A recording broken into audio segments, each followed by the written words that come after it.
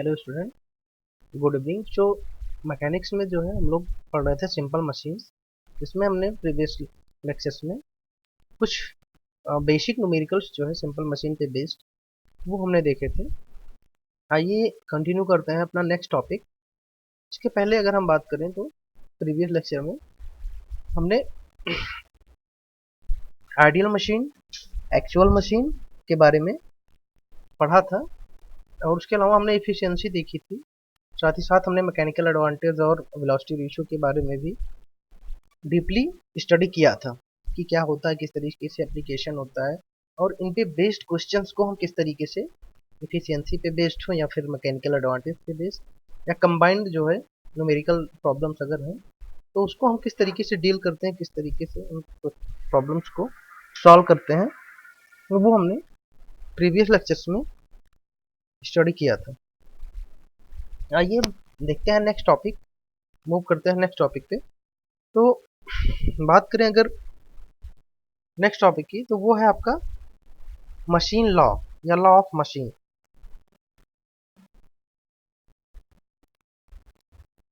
तो आइए देखते हैं लॉ ऑफ मशीन्स के बारे में। तो इसमें लॉ ऑफ मशीन्स के अकॉर्डिंग क्या है कि अगर मान लीजिए हमारे पास कोई भी मशीन है, वेट लिफ्टिंग मशीन है, तो जो मशीन के द्वारा जो एफर्ट लगाया जाता है, जो मशीन पे एफर्ट लगाया जाता है, ठीक है, यानी कि वो प्रयास जो हम अप्लाई करते हैं, ठीक है, और जो मशीन वेट को उठाती है, जो लोड कैरी करती है, उसके बीच में जो मैथमेटिकल रिलेशन होता है उसी को हम क्या बोलते हैं, लॉ ऑफ मशीन्स कहते हैं। यानी कि किसी कोई भार को उठाने वाली अगर मशीन है तो उस पर किए जाने वाला जो एफर्ट होता है या प्रयास होता है, और जो मशीन के द्वारा उठाया गया लोड या वेट है, ठीक है, या कैरी किया गया भार है, उसके बीच में जो मैथमेटिकल रिलेशन होता है उसी को हम क्या बोलते हैं, लॉ ऑफ मशीन्स बोलते हैं। ठीक है।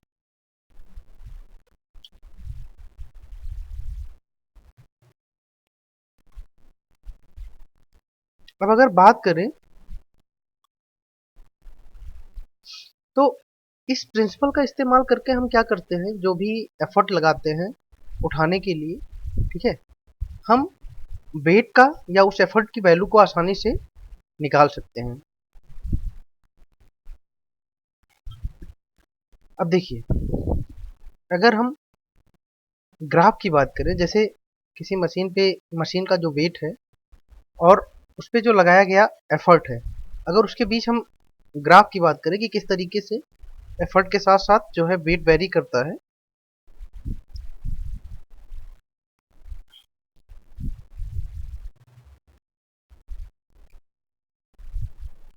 तो देखिए किस तरीके से, मान लीजिए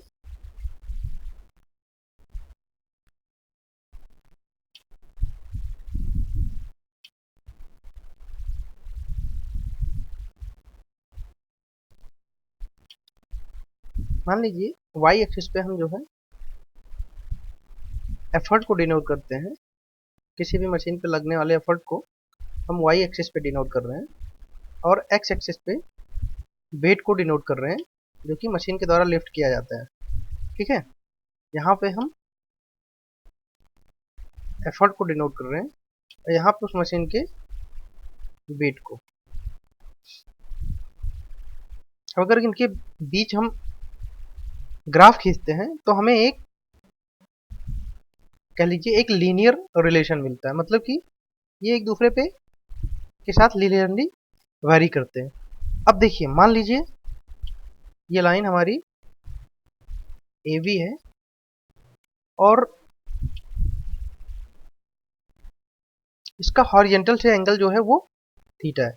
अब अगर हम बात करें तो ये जो आपको मिल रहा है ओ ए, ये इतना एफर्ट जो है हमारा फ्रिक्शन को ओवरकम करने में हम इतना एफर्ट लॉस कर रहे हैं, इतना एफर्ट हम लगा रहे हैं।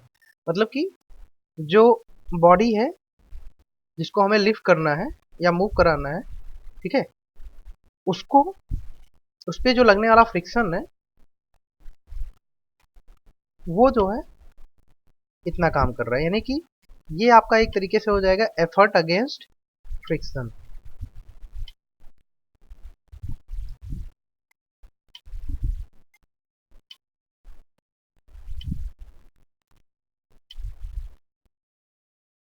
एफर्ट अगेंस्ट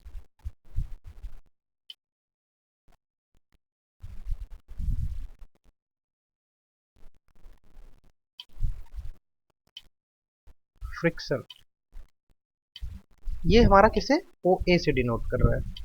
ठीक है, मतलब कि इतना जो है हमें एफर्ट पहले फ्रिक्शन से ओवरकम करने के लिए लगाना होगा। उसके बाद क्या करेंगे, हम बॉडी को लिफ्ट करा पाएंगे या मूव करा पाएंगे। अब ये मान के चलते हैं कि इसका हॉरिजॉन्टल से एंगल मान लीजिए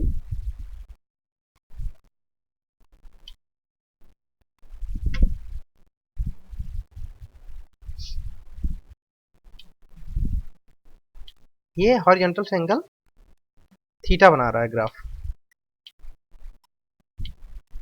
ये एंगल क्या है, थीटा। इसी तरीके से अगर यहाँ पे वेट W1 है तो हमें एफर्ट कितना लगाना पड़ेगा, P1। मान लीजिए ये हमारा P1 एफर्ट है। ठीक है, अब इसी तरीके से अगर हम वेट जो है हमारे पास W2 हो तो हमें एफर्ट जो है वो P2 लगाना पड़ेगा।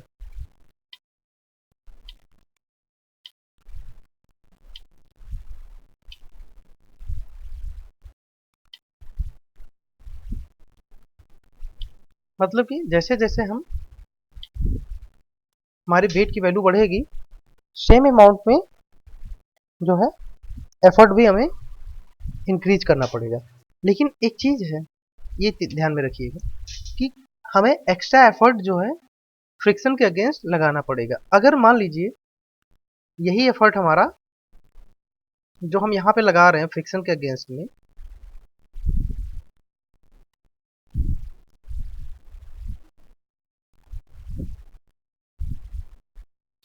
अगर ये एफर्ट हमारा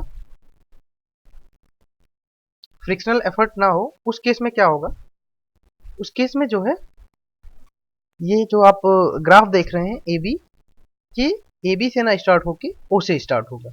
चलिए खैर, अब मान लीजिए हमारे पास जो है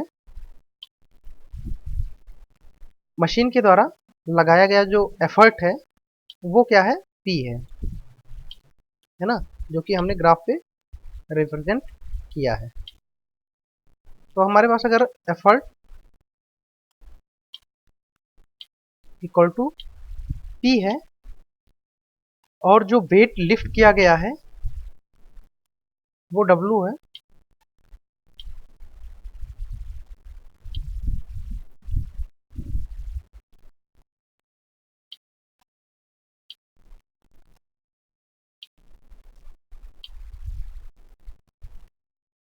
तो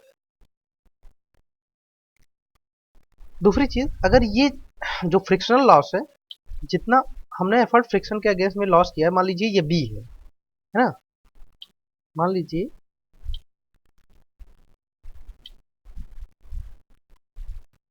फ्रिक्शनल रेजिस्टेंस हमारा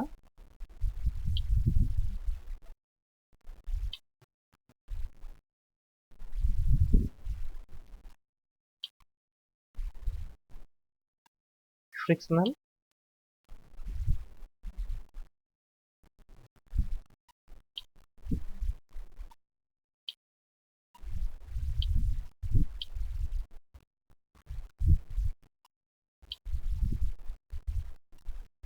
ये हमारा जो रेजिस्टेंस है ये बी है। अब आपको पता है कि स्ट्रेट लाइन की इक्वेशन क्या होती है, y equal to M X plus C. ये आपने कोऑर्डिनेट ज्योमेट्री में पढ़ा होगा, जहां पे m क्या होता है, प्रवणता या कह लीजिए स्लोप होता है ना।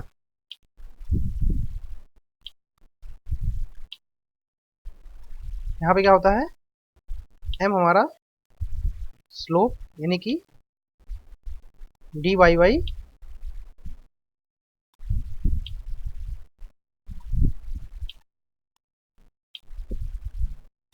dx है ना।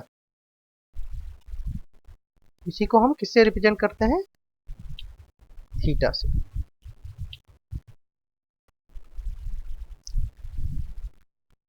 तो अब अगर यही इक्वेशन लाइन के लिए, जो लाइन के लिए इक्वेशन होती है स्ट्रेट लाइन की, उसका इस्तेमाल करें तो y एक्सिस पे हमारा क्या है, हमने p को रिप्रेजेंट किया है।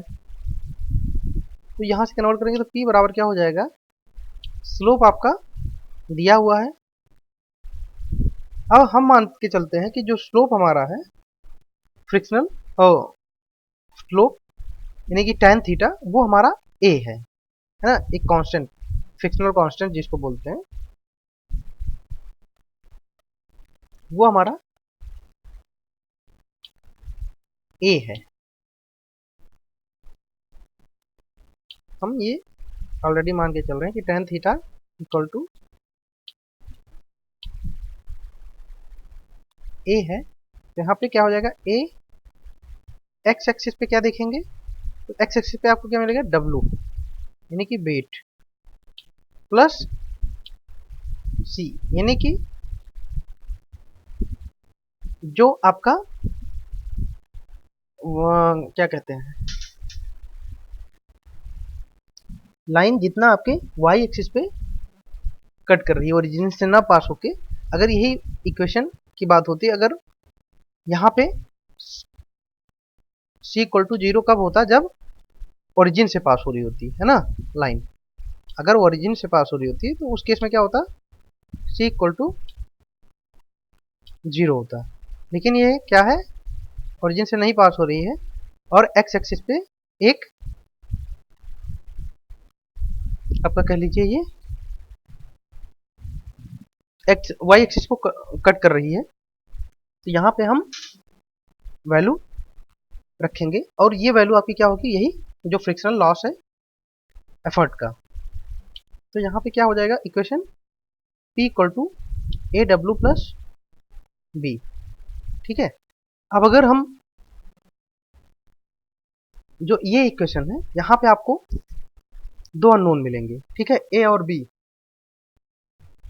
हमें इन्हीं अननोन्स को निकाल के यहाँ इस इक्वेशन में पुट कर देना है और सारी जो है वैल्यूज हमें पता चल जाएंगी, चाहे वो आप एफर्ट की बात करेंगे या फिर वेट की। तो इनको निकालेंगे कैसे, जैसे कि मान लीजिए पहला केस आप कंसीडर करिए, जब आपका वेट W1 हो तो आपका एफर्ट कितना है, P1।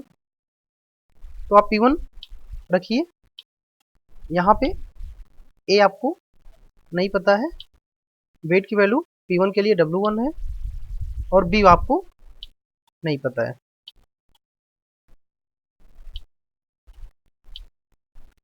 ये आपकी हो गई इक्वेशन फर्स्ट। इसी तरीके से जब हमारा एफर्ट P2 होगा, उस केस में हमारा वेट क्या होगा, W2 होगा।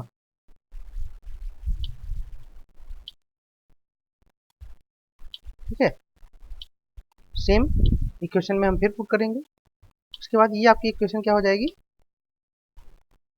सेकेंड। अब इन इक्वेशन को आप सॉल्व करेंगे, दो इक्वेशन है, दो अननोन है, तो आपको ए और बी की वैल्यू जो है मिल जाएगी और इससे आप आसानी से जो है एफर्ट या वेट दोनों में से किसी एक की वैल्यू आपको पता होगी और दूसरे की वैल्यू आप आसानी से उसके लिए निकाल सकते हैं। तो एक तरीके से देखा जाए तो जो आपका रिलेशन होता है अप्लाइड एफर्ट में, जो कि जिस लोड को लिफ्ट करने के लिए अप्लाई किया जाता है, उसमें क्या होता है, एक तरीके से लीनियर रिलेशन होता है। तो हम इस तरीके से एक की वैल्यू अगर पता हो तो दूसरे की वैल्यू आसानी से निकाल सकते हैं। अब आइए नेक्स्ट बात करते हैं।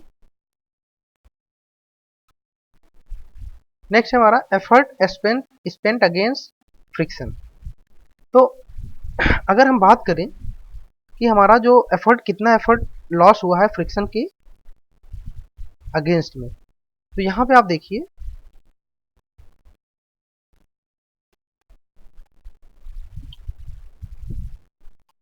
मान लीजिए देखिए, अब अगर हम यहाँ पे बात करें, मान लीजिए कि हमारा फ्रिक्शन नहीं है, ठीक है, यानी कि फ्रिक्शन की वैल्यू क्या है, शून्य है। अगर हमारे पास कोई आइडियल मशीन है जहाँ पे कोई भी फ्रिक्शनल लॉस नहीं हो रहा है, ठीक है, वेट को लिफ्ट करने में, तो हम फ्रिक्शन की वैल्यू जो है शून्य मान के चल सकते हैं। तो ऐसे केस में जब आपकी वैल्यू जो है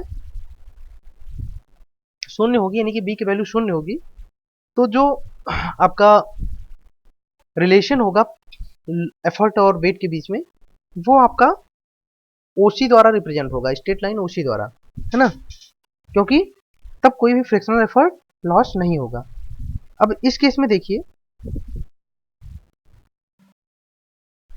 आइडियल केस की बात कर रहे हैं, ठीक है, तो ये क्या होगा, ओसी से रिप्रेजेंट होगा। लेकिन अगर हम बात करें प्रैक्टिकली, तो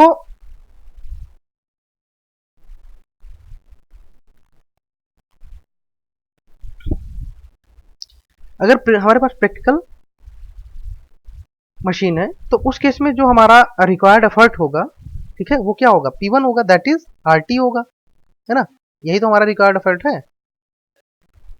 अब अगर बात करें कि वेट W1 के लिए फ्रिक्शनल लॉस कितना हुआ, तो जो फ्रिक्शनल लॉस है आपका, अगर हम उसे निकालें तो एक तरीके से वेट W1 के लिए आपका फ्रिक्शनल लॉस कितना है, इतना ही तो है, वरना हम यहाँ पे होते। अगर हमारे पास फ्रिक्शन नहीं होता, अभी अगर हम करंट सिचुएशन की बात करें, देखिए अगर हम अभी करंट सिचुएशन की बात करें, तो करंट सिचुएशन प्रैक्टिकली देखिए, अगर आप व्यवहारिक रूप में देखें प्रैक्टिकली,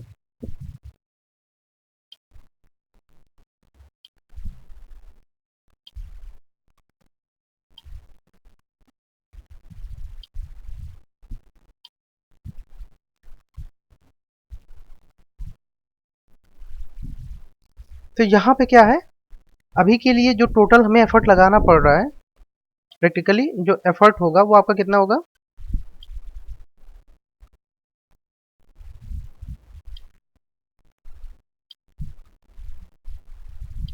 हमें ST एफर्ट लगाना पड़, सॉरी RT एफर्ट लगाना पड़ रहा है टोटल,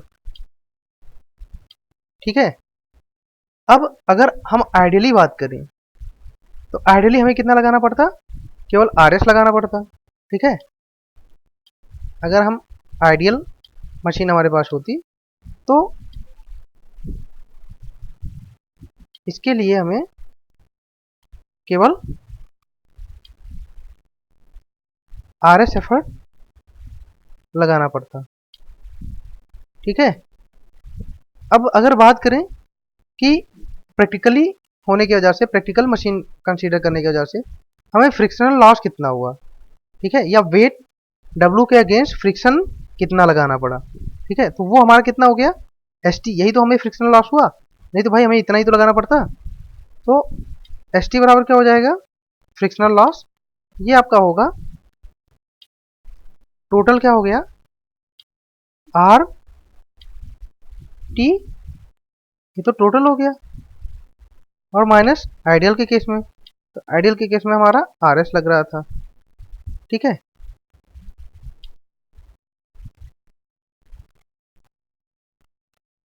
तो अगर हम बात करें, तो आइडियल के केस में और प्रैक्टिकल के केस में जो डिस्टेंस होती है, ठीक है, किसी बेड के लिए, वो क्या करती है, वही डिस्टेंस आपके frictional work effort against friction को रिप्रेजेंट करती है। चलिए,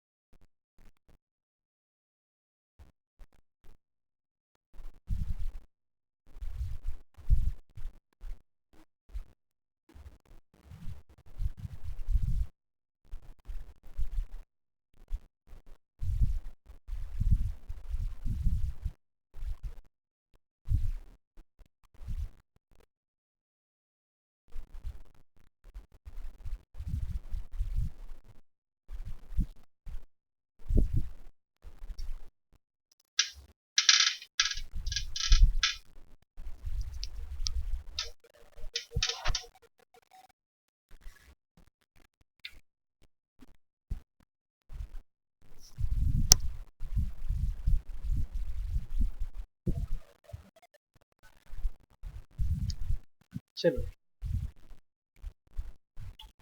नेक्स्ट बात करते हैं maximum value of mechanical advantage. तो अगर हम मैकेनिकल एडवांटेज की बात करें तो जैसा कि मैंने आपको पहले ही बताया था, जो हमारा मैकेनिकल एडवांटेज होता है वो क्या होता है, वेट बाई एफर्ट, है ना, डब्ल्यू बाई ई, यानी कि हम कितना वेट लिफ्ट कर रहे हैं, कितना एफर्ट लगा के, उसका रेशियो ही क्या कहलाता है, मैकेनिकल एडवांटेज कहलाता है। अब जैसे कि मैंने अभी हमने देखा यहाँ पे कि जो आपका ई है वो क्या है, ए अगर वेरिएबल है मान लीजिए पी, ठीक है, यहाँ पे पी हमारा क्या है, वेरिएबल है, वेरी कर रहा है, ये क्या है, a W plus b, b क्या है, फ्रिक्शनल कांस्टेंट है, और ए क्या है, ए ए आपका स्लोप है, ठीक है, क्योंकि एक फिक्स वैल्यू है, कांस्टेंट है। तो यहाँ पे रखिए, तो यहाँ से आपका मैकेनिकल एडवांटेज क्या हो जाएगा, डब्ल्यू बाई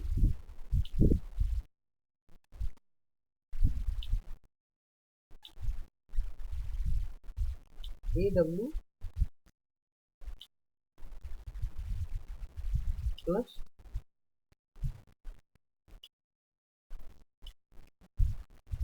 बी, ठीक है। अब अगर आप पूरे इक्वेशन को डब्ल्यू से डिवाइड कर दें, बेसिकली हमें मिनिमम और मैक्सिमम वैल्यूज देखनी है, तो अगर हम पूरी इक्वेशन को डब्ल्यू से डिवाइड करेंगे तो यहाँ पे ऊपर क्या हो जाएगा, one, W by W one, नीचे होगा आपका ए प्लस बी बाई डब्ल्यू, ठीक है। अब अगर यहाँ पे देखिए, यहाँ पे क्या होगा आपका, अगर आप बात करें तो अगर ये वैल्यू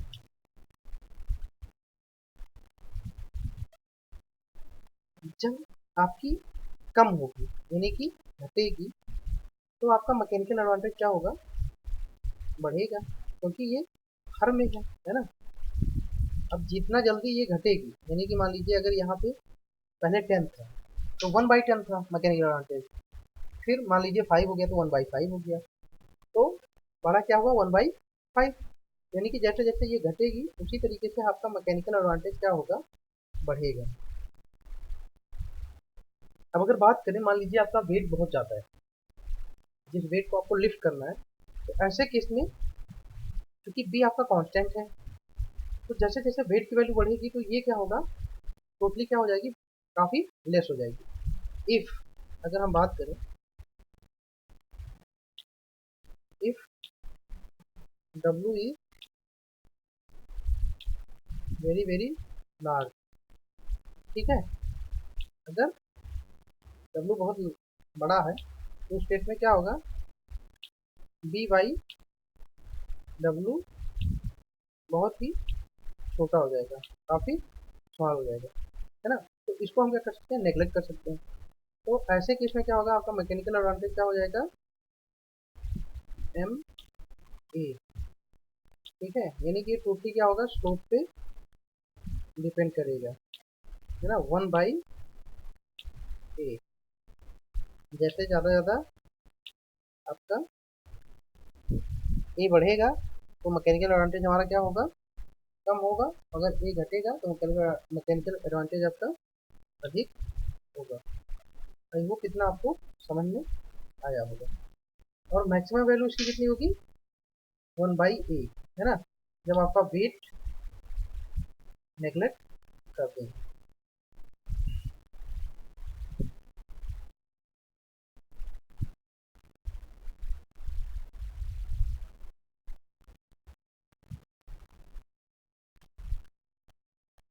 चलिए अब इस पे कुछ जो है इसी को बेस हम न्यूमेरिकल फॉर्मूले को डिस्कस करते हैं।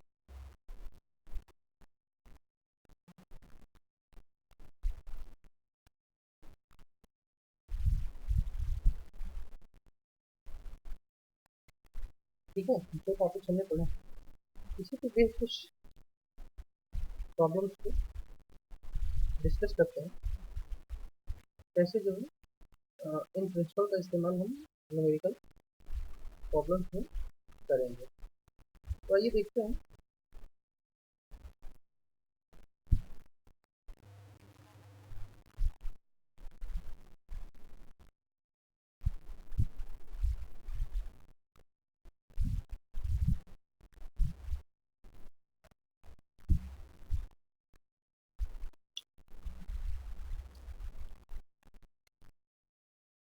यहाँ पे क्वेश्चन कह रहा है कि किसी सरल मशीन में 400 न्यूटन का प्रयास लगाने पर 25% घर्षण में व्यय हो जाता है। यानी कि अगर मान लीजिए कोई भी मशीन जिसमें जो एफर्ट हम लगा रहे हैं वो 400 न्यूटन लगा रहे हैं, लेकिन जो मशीन में फ्रिक्शनल लॉस है उसकी वजह से क्या होता है कि 25% आपका जो आपने एफर्ट लगाया है वो कम हो जाता है। ठीक है।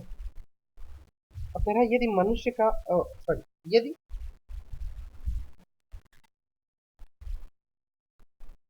यदि वेग अनुपात का मान यानी कि वेलोसिटी रेशियो 12 हो तो मशीन की दक्षता तथा मशीन द्वारा उठाया गया भार ज्ञात कीजिए। आपको मशीन की इफिशियंसी निकालनी है और साथ ही साथ आपको वेट की वैल्यू बतानी है। ठीक है। तो अगर हम बात करें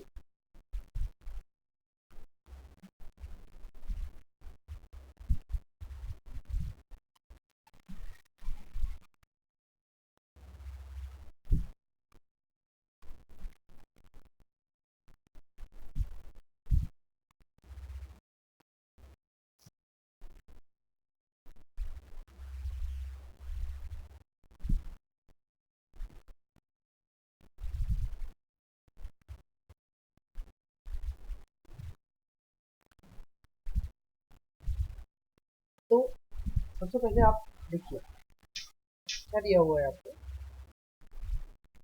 आपको एफर्ट दिया हुआ है 400 न्यूटन का और वेलोसिटी आपको दी हुई है वेलोसिटी रेशियो 12, यानी कि आपको यहाँ पे टी दिया हुआ है, ये आपका 400 न्यूटन है।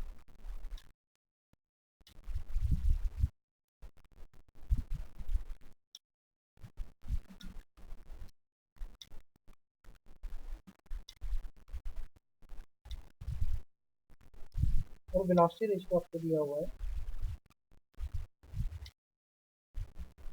12।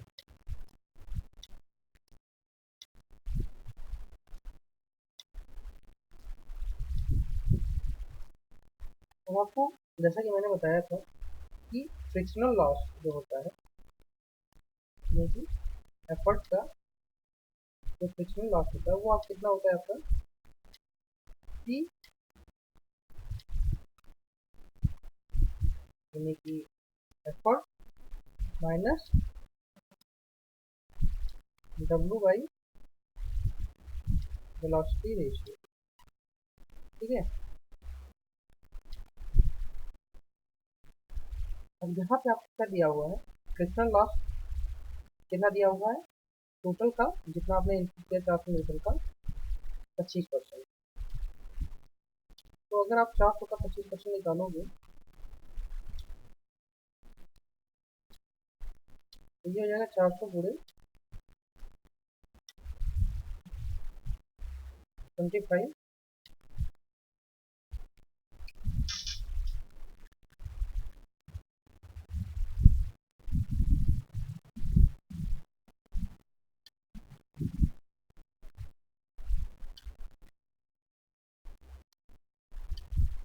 बाई 100।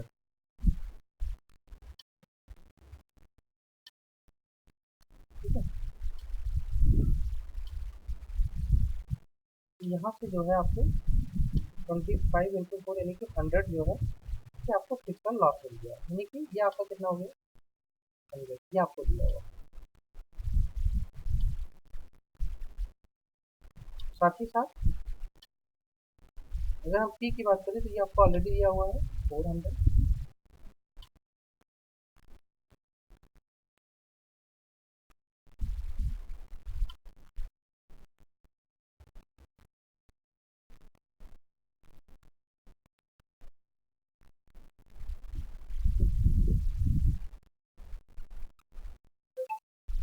डब्ल्यू आपको निकालना है, वेलोसिटी रेशियो आपको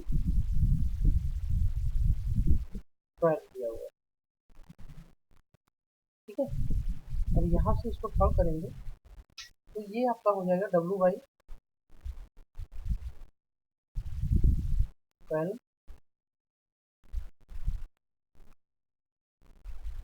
ये हो जाएगा 400 माइनस 100।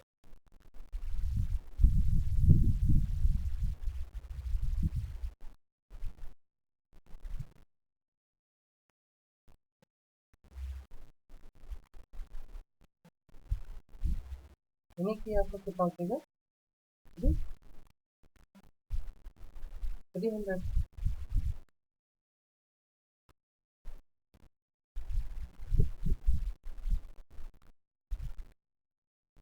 यहाँ से आपका डब्ल्यू कितना हो जाएगा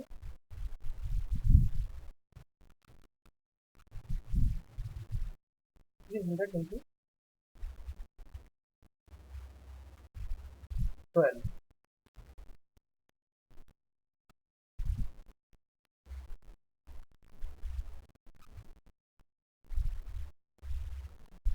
है, ये आपको मिल जाएगा 3600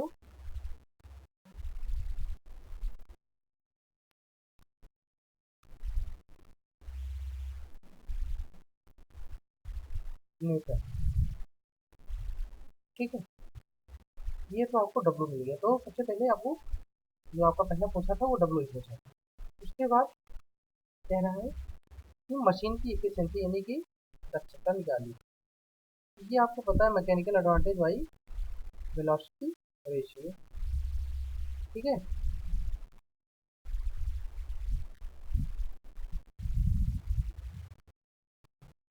मैकेनिकल एडवांटेज की बात करेंगे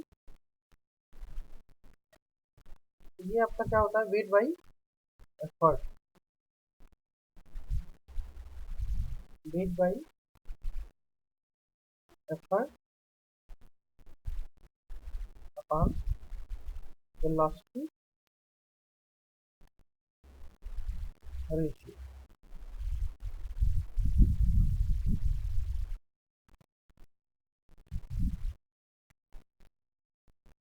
बात करेंगे वेट हमारा 3600,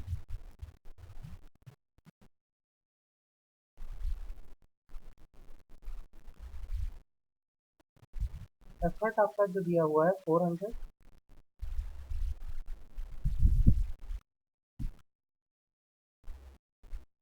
और वेलोसिटी रेशियो तो आपको पता ही है 12।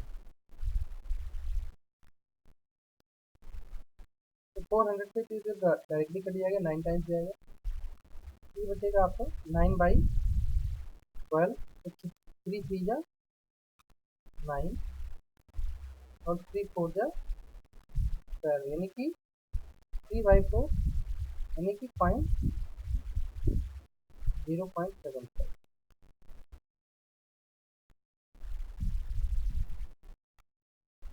है ना।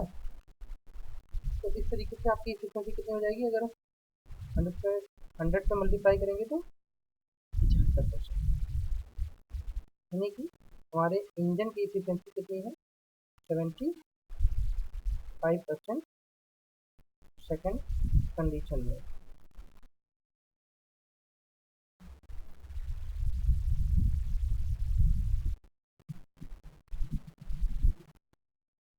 आई होप आपको समझ में आया होगा किस तरीके से जो है जो इस तरीके के क्वेश्चन होते हैं उनको हम डील करते हैं।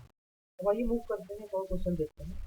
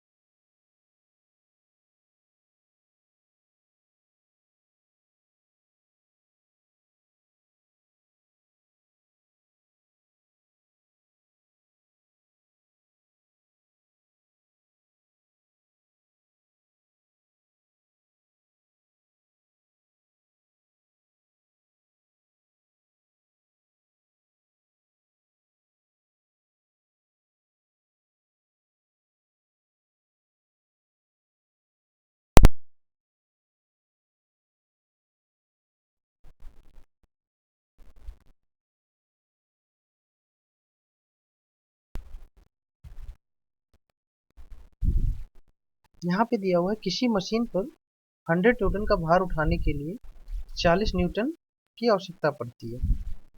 ठीक है, फिर कह रहा है 15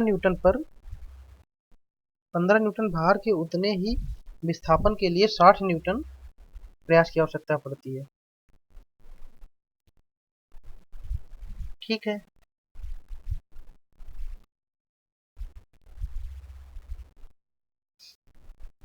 उसके बाद कह रहा है कि 6500 भार उठाने के लिए आवश्यक प्रयास ज्ञात कीजिए। मशीन का यांत्रिक लाभ तथा अधिकतम यांत्रिक लाभ भी ज्ञात कीजिए। चलिए देखते हैं।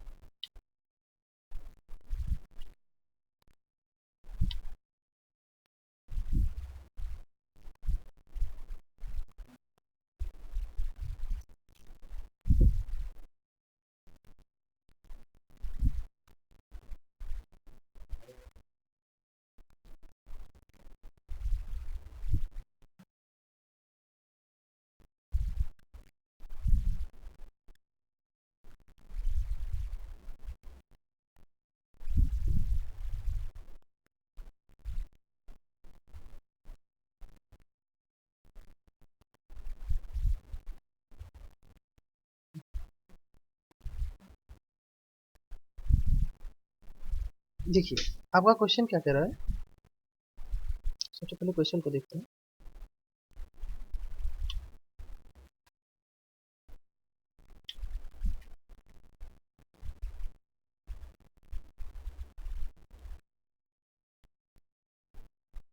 यहाँ पे कह रहा है कि कोई मशीन है जो कि 1000 न्यूटन भार उठाने के लिए 40 न्यूटन एफर्ट लेती है।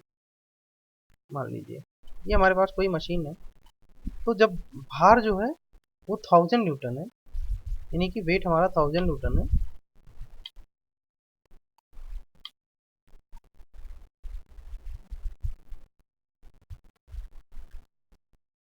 उस केस में ये कितना ले रही है,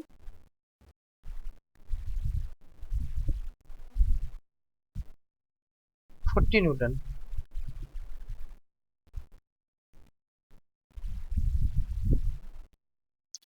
उसके बाद 60 न्यूटन कह रहा है कि 1500 के न्यूटन भार के लिए उतने ही विस्थापन के लिए 60 न्यूटन की आवश्यकता पड़ती है।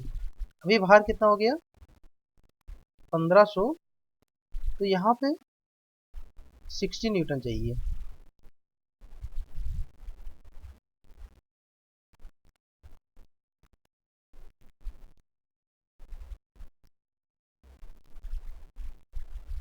ठीक है, अब नेक्स्ट कह रहा है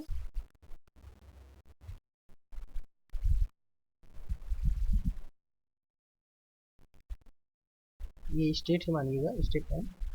ठीक है, अब नेक्स्ट कह रहा है 6500 भार उठाने के लिए कितने बल की आवश्यकता, एफर्ट की आवश्यकता होगी।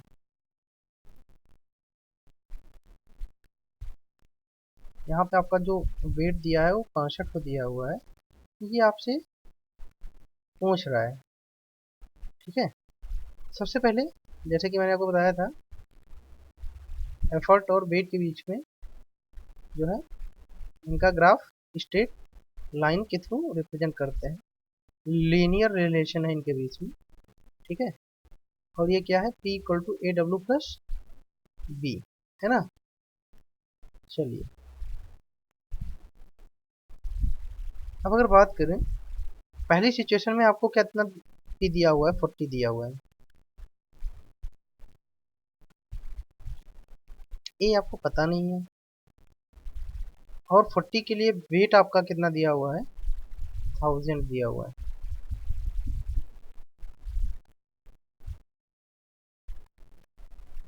Thousand Newton.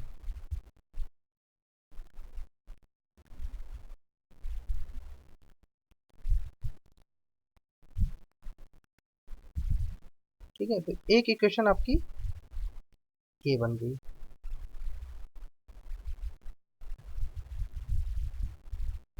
इसी तरीके से दूसरा आपको दिया हुआ है 60 न्यूटन एफर्ट। फिर आपको यहाँ भी ये नहीं पता है, बट हाँ यहाँ पे जो आपका वेट दिया हुआ है 1500 दिया हुआ है,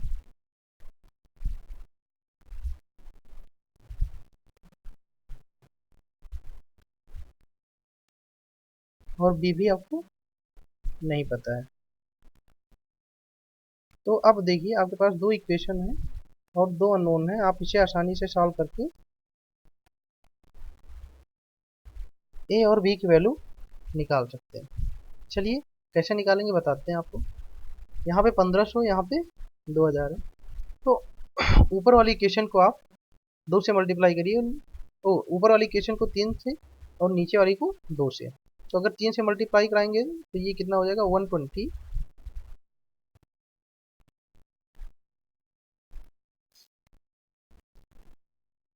बराबर 3000 ए, है ना।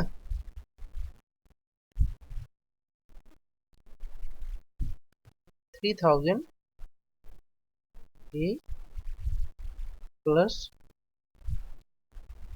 3 बी। यहाँ पे अगर आप 2 से कराएंगे तो ये भी आपका 120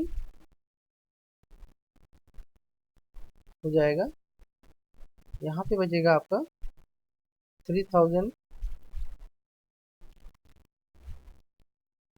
ए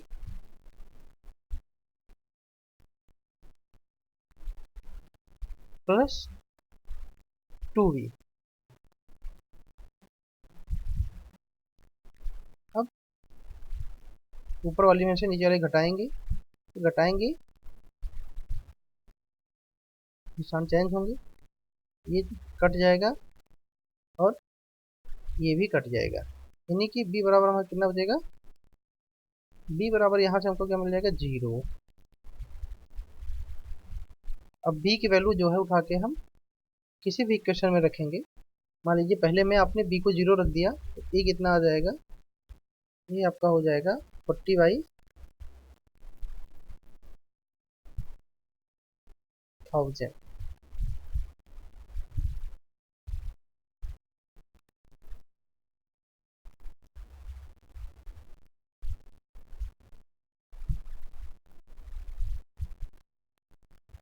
0 को 0 से काटिए और 2 से काटेंगे तो आपका ये बचेगा, 4 से काटेंगे तो 1/25।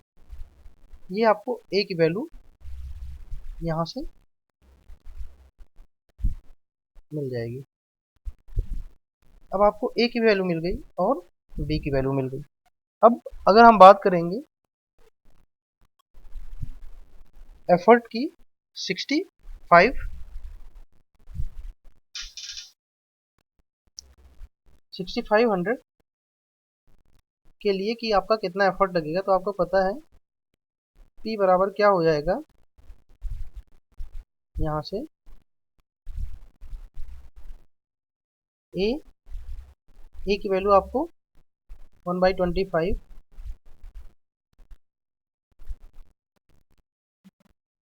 W आपको ऑलरेडी 6500 दिया हुआ है,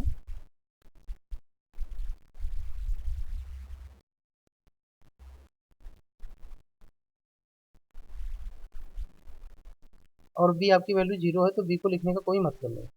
अब इसको अगर आप सॉल्व करेंगे तो 5 5 जा 25, 13 5 जा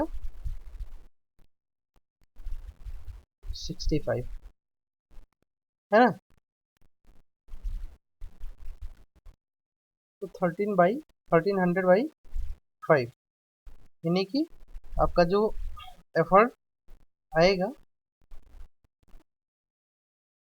वो आएगा, इसको एक बार और अगर आप डिवाइड करेंगे तो ये आपका मिल जाएगा 260 न्यूटन। ठीक है। अब बात करेंगे, आपसे पूछा है मैकेनिकल एडवांटेज, तो मैंने आपको पहले ही बताया था एम ए बराबर क्या होता है, एम ए बराबर W/P, यानी कि वेट बाई एफर्ट। अब आपको वेट 6500 दिया हुआ है, एफर्ट आपने अभी निकाला है 260, रखेंगे तो आपको मैकेनिकल एडवांटेज मिल जाएगा, है ना। जीरो से जीरो कैंसिल हो जाएगा, 26 दूना 26 टू टाइम्स ले जाएंगे तो 52 बचेगा 13, है ना, 130। ठीक है, तो इस तरीके से आपको मैकेनिकल एडवांटेज 6500 बाई 260 करेंगे तो ये 25 मिल जाएगा, 130 को जब 26 से डिवाइड करेंगे तो 5 आएगा। तो मैकेनिकल एडवांटेज भी आपको मिल गया। मैक्सिमम मैकेनिकल एडवांटेज की बात कर रहा है तो मैक्सिमम मैकेनिकल एडवांटेज मैंने आपको बताया था कि ये क्या होता है, 1 बाई ए, है ना। ए क्या है, कांस्टेंट है। अब यहाँ पे आपका ए कितना है, 1/25, तो 1/1/25 करेंगे आप,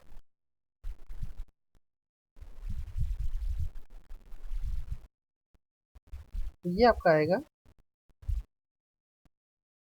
25। तो इस तरीके से जो है आप ऐसे इस पे बेस्ड क्वेश्चन को, न्यूमेरिकल्स को आप आसानी से सॉल्व कर सकते हैं।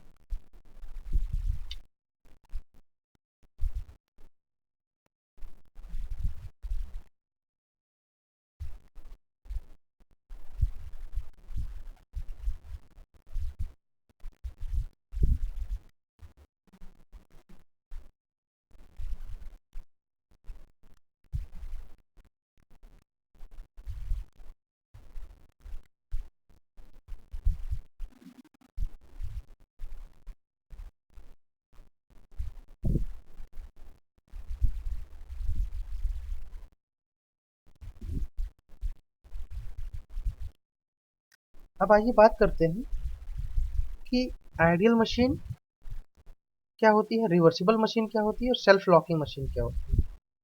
तो अगर हम बात करें आइडियल मशीन की, तो मैंने आपको इसके बारे में पहले ही बताया था कि ऐसी मशीन जो कि जिसमें कोई भी फ्रिक्शनल लॉस ना हो,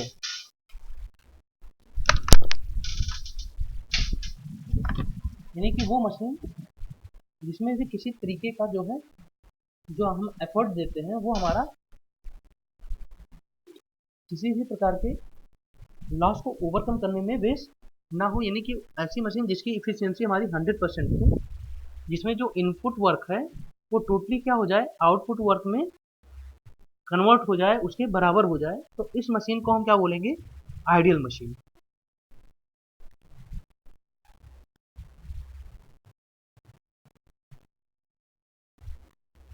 अब नेक्स्ट बात करें रिवर्सिबल मशीन या परिवर्तनीय मशीन।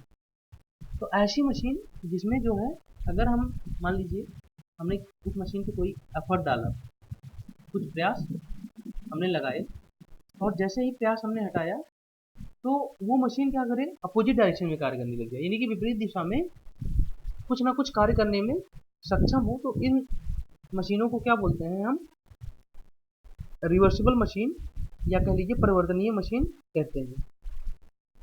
और ये जो प्रोसेस होती है इसको हम बोलते हैं रिवर्सिबिलिटी या परिवर्तनीयता। ठीक है, मतलब कि आपने मशीन पे एफर्ट लगाया, एफर्ट लगाने के बाद अचानक से आप जब आपने एफर्ट रिमूव किया मशीन से, तो मशीन अपोजिट डायरेक्शन में वर्क करना स्टार्ट कर दी। तो इस प्रकार की जो मशीन्स होती हैं उनको हम क्या बोलते हैं,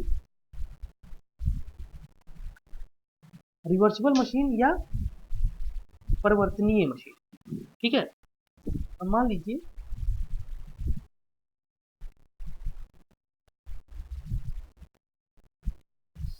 जैसे ही आपने क्या किया कि किसी भी मशीन पे आपने एफर्ट लगाया, तो आप क्या करते हो जनरली कि मशीन अपने किसी एक पोजीशन में होती है, ठीक है, किसी एक स्टेट में होती है, आप उस स्टेट को डिस्टर्ब करने का प्रयास करते हो। ठीक है, तो जो मशीन का रेजिस्टेंस होता है, चाहे वो फ्रिक्शनल रेजिस्टेंस हो, चाहे और भी प्रकार का रेजिस्टेंस हो, आप उस पर अगेंस्ट काम करते हो, और जब उस रेजिस्टेंस को ओवरकम कर ले जाते हो तो मशीन क्या करती है, उस डायरेक्शन में कार्य करना स्टार्ट कर देती है, उस डायरेक्शन में मूव करना स्टार्ट कर देती है। तो मतलब कि आप क्या करते हो कि एक जो मशीन का अपना रेजिस्टेंस है, उस रेजिस्टेंस को आप क्या करते हो, ओवरकम करते हो। लेकिन क्या होता है कि जैसे ही आपने जो एफर्ट लगा के रेजिस्टेंस के अगेंस्ट, मशीन के रेजिस्टेंस के अगेंस्ट आपने एफर्ट लगाया, तो जैसे ही आप उस एफर्ट को हटाते हो, तुरंत क्या करता है, वो जो स्टोर्ड एनर्जी होती है मशीन की, या कह लीजिए जो मशीन का रेजिस्टेंस होता है, वो क्या करता है,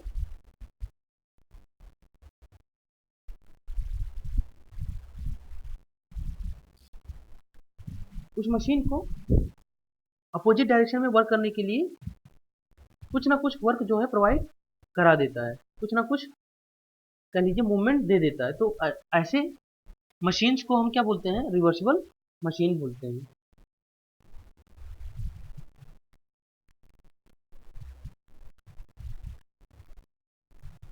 अब अगर बात करें कि जब हम किसी मशीन के जो फ्रिक्शन है उसके अगेंस्ट काम करते हैं या रेजिस्टेंस के अगेंस्ट काम करते हैं, तो जैसे ही उसको हटा लेते हैं, तो जो भार होता है, जो भार को उठाने के लिए हम कह लीजिए इनपुट एनर्जी आउटपुट वर्क करते हैं, उसके स्थान पे क्या होता है कि वो इनपुट वर्क माना जाएगा।